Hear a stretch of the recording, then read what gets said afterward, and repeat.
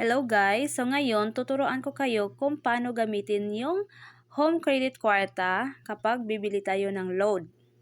Sa halimbawa dito, meron akong 8,309 remaining balance. At i-click natin yung arrow na nasa gilid niyan.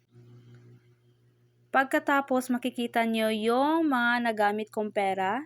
So, nagamit ko is 1,690.87 pesos at remaining balance 8,309.13 pesos.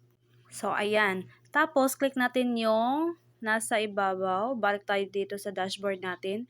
So, makikita nyo, nasa ibabaw, meron dyang marketplace, buy load, pay bills. Tapos, i-click natin yung buy load.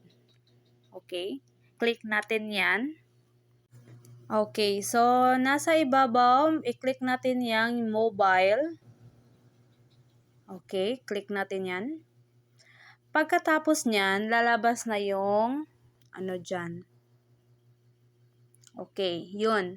So, pipili ka kung anong network ang ilo-load mo. Meron tayong Smart o Context.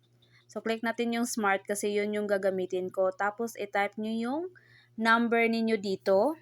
So, ayan na. Tapos na akong mag-type ng number ko. Tapos, click ko yung 100 kasi 100 yung ilo-load ko. And then, sa ibaba, merong confirm payment. Click nyo yan. Tapos, enter PIN. PIN.